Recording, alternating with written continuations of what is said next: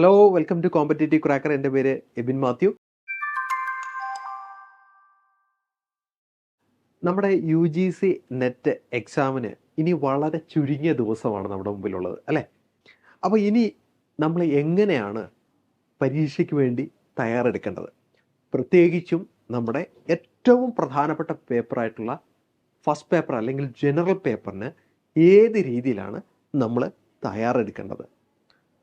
അതിൻ്റെ ഏറ്റവും നല്ലൊരു മാർഗം എന്ന് പറഞ്ഞു കഴിഞ്ഞാൽ, നമ്മളോട് മുൻ വർഷങ്ങളിൽ ചോദിച്ചിട്ടുള്ള ചോദ്യങ്ങൾ അത് ഏതു ഭാഗത്തു നിന്നാണ് ചോദിച്ചത് എന്ന് മനസ്സിലാക്കി, എത്ര തവണ അത് ആവർത്തിച്ചിട്ടുണ്ട് എന്ന് മനസ്സിലാക്കി, ആ ഭാഗങ്ങൾ കൃത്യതയോടുകൂടി പഠിക്കുക എന്നുള്ളതാണ് നമ്മുടെ അവസാനവട്ട മിനുക്കുപണി എന്ന് പറയുന്നത്.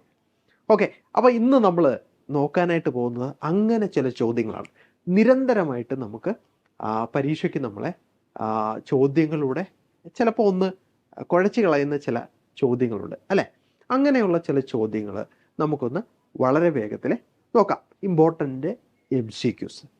ഓക്കെ, ഒന്നാമത്തെ ചോദ്യത്തിലേക്ക് വരികയാണെങ്കിൽ നോക്കിയേ, why did India not sign the global renewable energy pledge at the COP28 submit recently? അപ്പം നമ്മളോട് നിരന്തരമായിട്ട് ചോദിക്കുമ്പോൾ, ഈ എൻവയോൺമെൻറ്റിൽ നിന്ന് ചോദിക്കുമ്പോൾ വരുന്നൊരു ടേമാണ് കോപ്പ് എന്ന് പറയുന്നൊരു ടേം. COP21, 28, 27 ഇങ്ങനെ നിരന്തരമായിട്ട് ചോദിക്കുന്ന ഒരു കാര്യം. എന്താണ് ഈ കോപ്പ് എന്ന് പറഞ്ഞു കഴിഞ്ഞാൽ, അല്ലേ?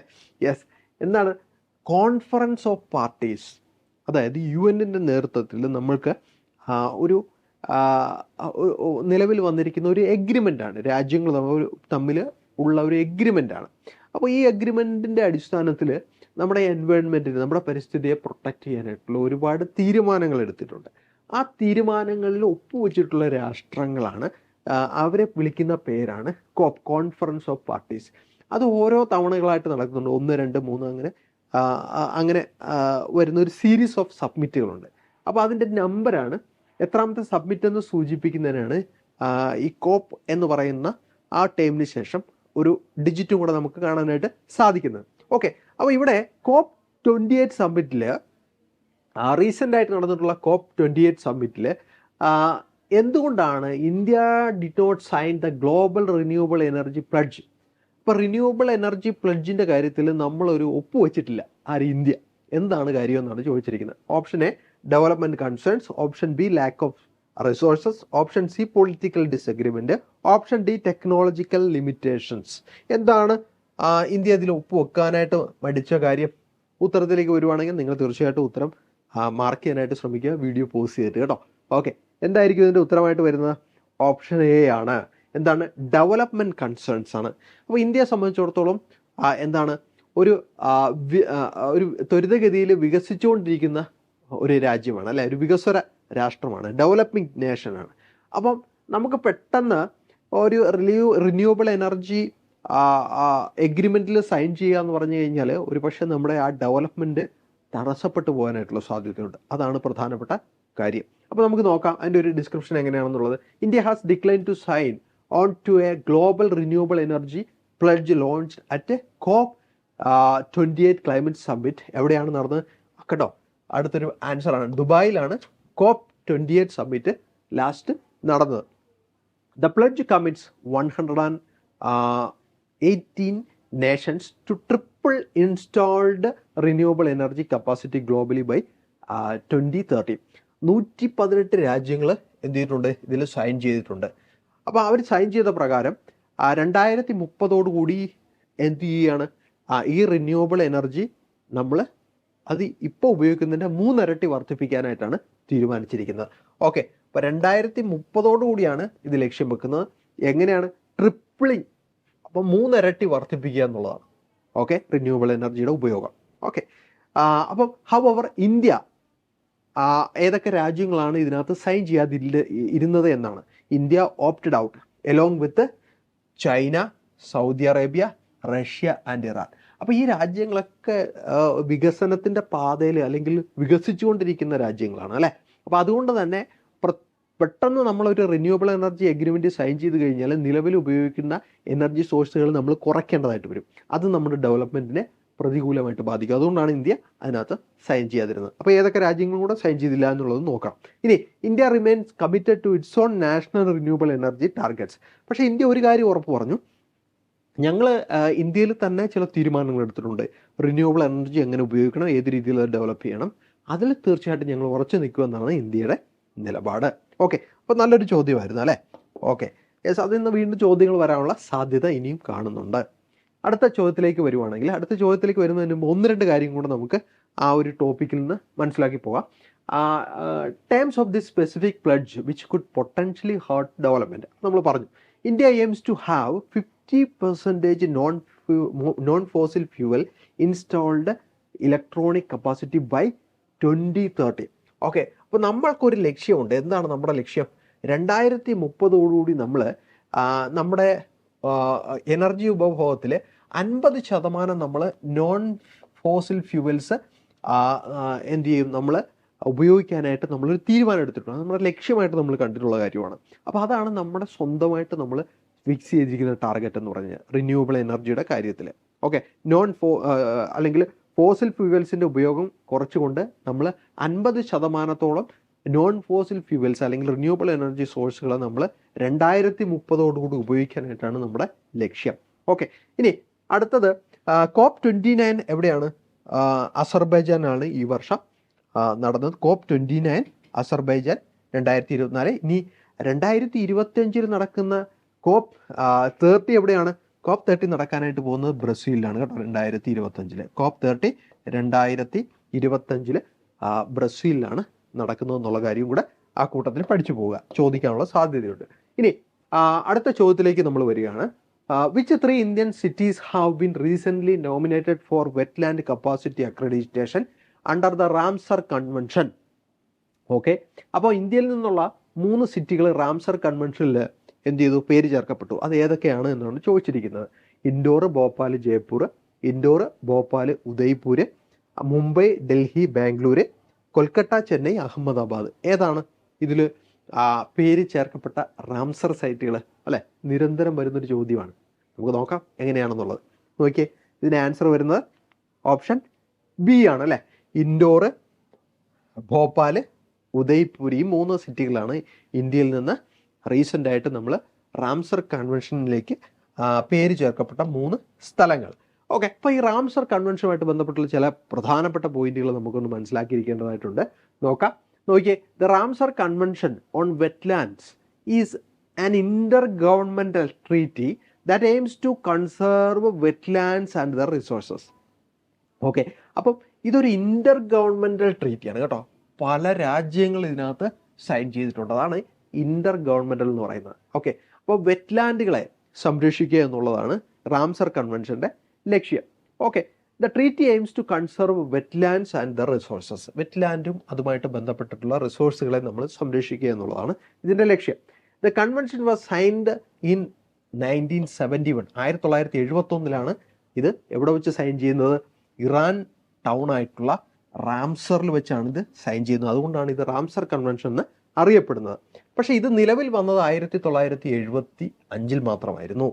ഓക്കെ, അപ്പോൾ നിലവിൽ വന്നത് 75, എന്നാൽ ഇത് ഒപ്പുവെച്ചത് 1971. ഓക്കെ, ഇനി it is first modern treaty between nations to focus on conserving natural resource. അപ്പോൾ നമ്മുടെ പ്രകൃതി വിഭവങ്ങളെ സംരക്ഷിക്കുന്നതുമായിട്ട് ബന്ധപ്പെട്ടിട്ടുള്ള ആദ്യ ട്രീറ്റിയാണ് ഇത് റാംസർ കൺവെൻഷൻ എന്ന് പറയുന്നത് കേട്ടോ. വളരെ പ്രധാനപ്പെട്ട ഒരു പോയിന്റാണത്.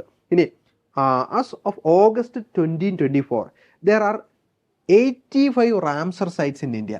ഇപ്പം നിലവിൽ നമുക്ക് ഇന്ത്യയിൽ എത്ര റാംസർ സൈറ്റുകളുണ്ടെന്ന് ചോദിക്കുകയാണെങ്കിൽ 85 റാംസർ സൈറ്റുകൾ നമുക്ക് നിലവിലുണ്ട്. അപ്പോൾ ഏറ്റവും അവസാനമായിട്ട് ഇന്ത്യയിൽ നിന്ന് റാംസർ സൈറ്റിലേക്ക് വന്ന നഗരങ്ങൾ നമ്മൾ കണ്ടു. 85 റാംസർ സൈറ്റുകൾ നമുക്ക് ഇന്ന് നിലവിൽ ഇന്ത്യയിൽ ഉണ്ട് എന്നുള്ള കാര്യം കൂടെ പഠിച്ച് വെക്കുക. അടുത്ത ചോദ്യത്തിലേക്ക് നമ്മൾ വന്നു കഴിഞ്ഞാൽ നോക്കാം. Which technology company introduced a new AI model named Gemini? Gemini എന്ന് പറയുന്ന AI മോഡൽ ഇൻട്രൊഡ്യൂസ് ചെയ്തത് ഏത് കമ്പനിയാണെന്നാണ് ചോദിച്ചിരിക്കുന്നത് കേട്ടോ. അപ്പം ICT കമ്മ്യൂണിക്കേഷൻ എന്ന് ചോദിക്കുന്ന ഒരു ചോദ്യത്തിൻ്റെ ഒരു രീതിയാണ് കണ്ടത്. അപ്പോൾ ലേറ്റസ്റ്റ് ആയിട്ട് നമുക്ക് വന്നിട്ടുള്ള കാര്യങ്ങളുമായിട്ട് ബന്ധപ്പെട്ട് നമ്മുടെ കറണ്ട് അഫയേഴ്സ് നമ്മൾ കൃത്യമായിട്ട് പഠിച്ചു പോവുക. ഓക്കെ, അപ്പോൾ നമുക്ക് ICT കമ്മ്യൂണിക്കേഷനിൽ നിന്ന് നമുക്ക് നിരന്തരമായിട്ട് വരുന്ന, ഇപ്പോൾ ഉദാഹരണമായിട്ട് പ്രൈമറി സെക്കൻഡറി മെമ്മറി ഒക്കെ നിരന്തരം ചോദിക്കാറുണ്ട് അല്ലേ. ഓക്കെ, അതുപോലെ തന്നെ നമ്മുടെ കമ്പ്യൂട്ടർ കമ്പോണൻസിനെ പറ്റിയും നെറ്റ്വർക്കിനൊക്കെ പറ്റി ചോദിക്കാറുണ്ട്. അതുപോലെ റീസെൻ്റ് ആയിട്ട് വന്നിട്ടുള്ള ഇതുമായിട്ട് റിലേറ്റഡ് ആയിട്ടുള്ള കറണ്ട് അഫയേഴ്സ് കൂടെ നമ്മൾ പഠിച്ച് പോകേണ്ടതായിട്ടുണ്ട്. അപ്പോൾ ജെമിനി ആരാണ് ഇൻട്രൊഡ്യൂസ് ചെയ്തത്? മൈക്രോസോഫ്റ്റ് ആണോ, ഗൂഗിൾ ആണോ, സാംസങ് ആണോ, അതോ ആപ്പിൾ ആണോ? ആരാണ് ജെമിനി ഇൻട്രൊഡ്യൂസ് ചെയ്തിട്ടുള്ളത് നോക്കാം. ആരായിരിക്കും? യെസ്, ഓപ്ഷൻ എ ആണ്, മൈക്രോസോഫ്റ്റ് ആണ് എന്ത് ചെയ്തിട്ടുള്ളത്? ജെമിനി എന്ന് പറയുന്ന ഈ AI മോഡൽ ഡെവലപ്പ് ചെയ്തിട്ടുള്ളത് കേട്ടോ. ഓക്കെ, അപ്പോൾ ഇതിൻ്റെ പ്രത്യേകതകൾ എന്തൊക്കെയാണ്, എന്തുകൊണ്ടാണ് ഇത് ഇൻട്രൊഡ്യൂസ് ചെയ്തതെന്നൊക്കെ നമുക്കൊന്ന് പഠിച്ചു പോകാം. നോക്കിയേ, Google introduced Gemini as the most capable and general model at the first version Gemini 1.0 is optimized for different sizes, Ultra, Pro and Nano. Okay, അപ്പം നോക്കിയേ, Google introduced Gemini as its most capable and general model at. Okay, the first version of Gemini, ആദ്യത്തെ Gemini version എന്ന് പറയുന്നത് ഏതൊക്കെ പേരിലാണ് അറിയപ്പെടുന്നത്? Okay, ultra, pro, nano എന്നൊക്കെയുള്ള പേരിലാണ് അറിയപ്പെടുന്നത് അല്ലേ. Okay, these are the first models of Gemini era. Company formed Google DeepMind earlier this year. അപ്പം ഇത് ഫൗണ്ട് ചെയ്തിരിക്കുന്ന ഗൂഗിൾ ഡീപ്പ് മൈൻഡ് എന്ന് പറയുന്ന കമ്പനിയാണ് എന്ത് ചെയ്തിട്ടുള്ളത്? യെസ്, ഈ AI മോഡൽ ഫോം ചെയ്തിട്ടുള്ളത്.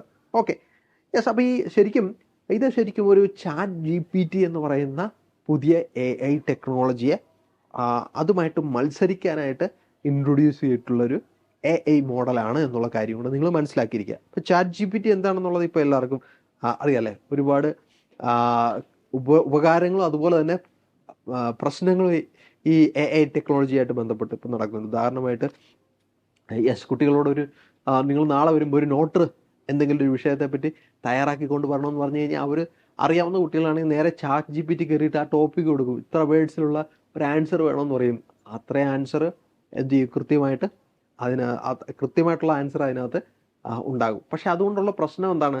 കുട്ടികൾ അവരുടെ ആ ഒരു ആലോചിക്കാനും വായിക്കാനും എഴുതാനുമുള്ള കഴിവിനെ വളർത്താൻ സാധിക്കാത്തൊരു സാഹചര്യത്തിലേക്കാണ് മുമ്പോട്ട് പോകുന്നത്. അപ്പോൾ AI ടെക്നോളജിക്ക് അതിൻ്റെ പ്രോസ് ആൻഡ് കോൺസ് ഉണ്ട് അല്ലേ. ഓക്കെ, അപ്പോൾ അതൊക്കെ നമ്മളൊന്ന് മനസ്സിലാക്കിയിരിക്കുക, നമ്മൾ ചോദിക്കാം ചിലപ്പോൾ.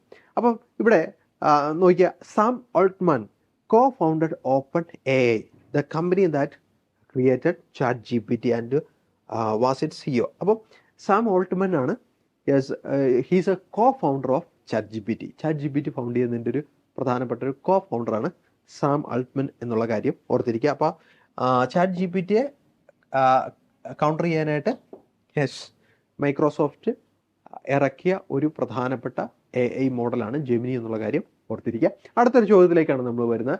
What is the name of unified faculty recruitment portal launched by UGC for central universities? നല്ലൊരു ചോദ്യമാണ്, ഹയർ എഡ്യൂക്കേഷനുമായിട്ട് ബന്ധപ്പെട്ടാണ് ചോദ്യം വന്നിരിക്കുന്നത്. ഒന്നുകൂടെ നോക്കാം.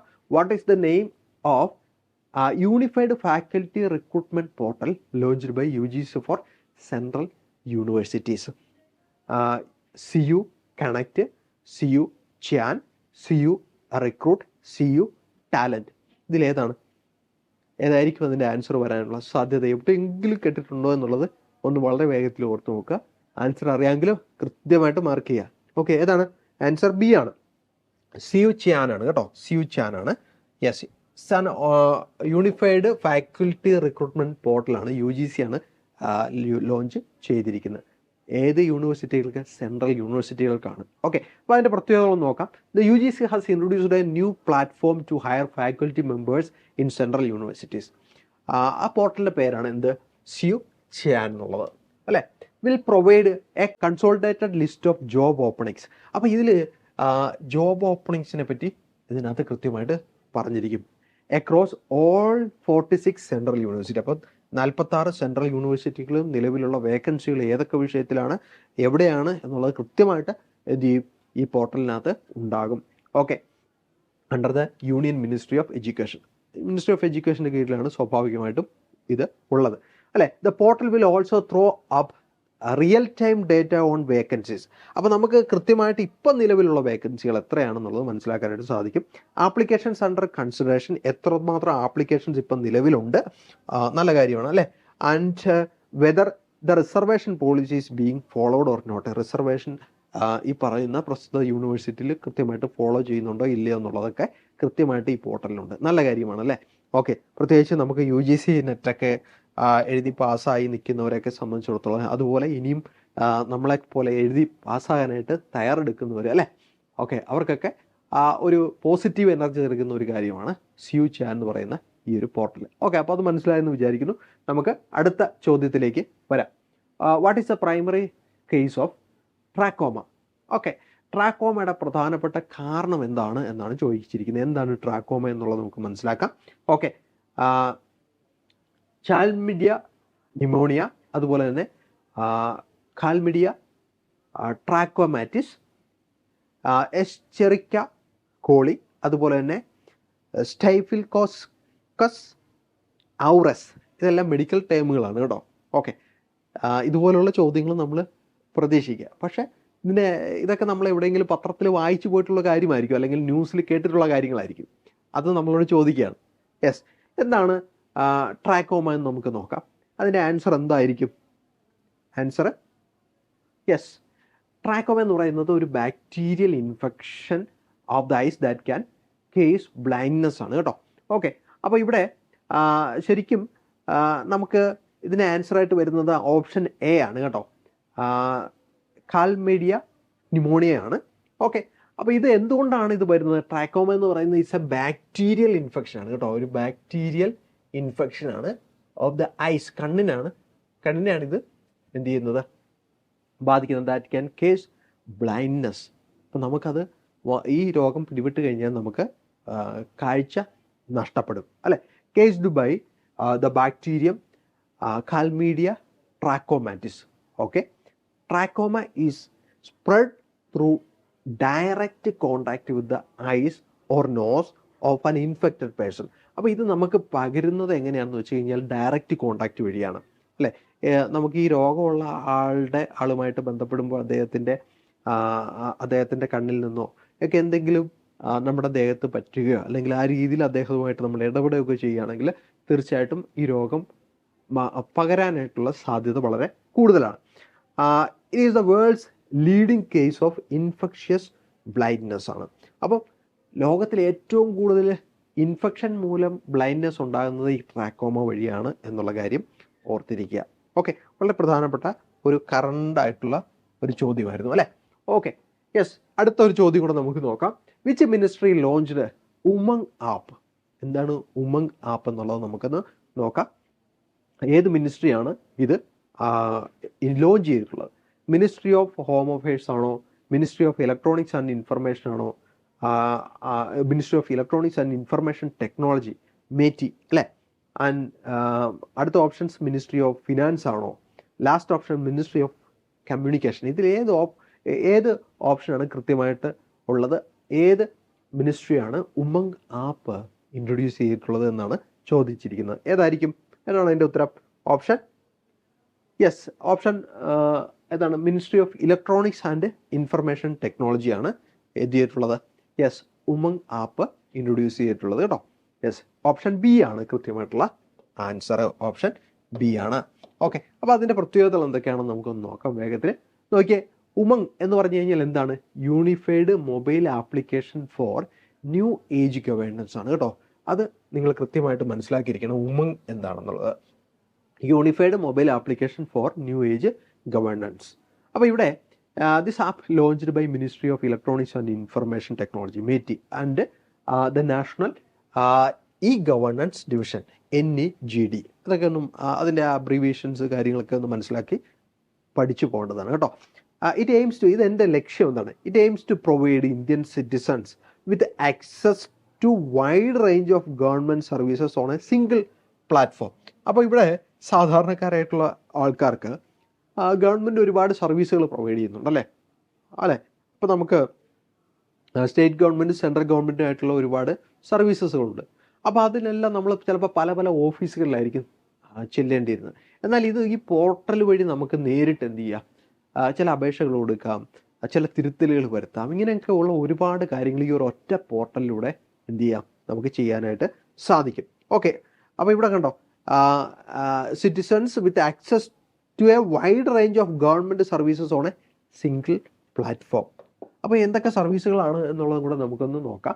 Citizen can access a wide range of services such as EPFO, employment provident fund, അല്ലേ? അതുപോലെ തന്നെ PAN card applications, passport services, income tax billing, gas booking, ഇതെല്ലാം നമുക്ക് ഈ ഒറ്റ പ്ലാറ്റ്ഫോമിലൂടെ ചെയ്യാനായിട്ട് സാധിക്കും. നല്ല ആപ്ലിക്കേഷനാണ്, അല്ലേ? Okay, yes.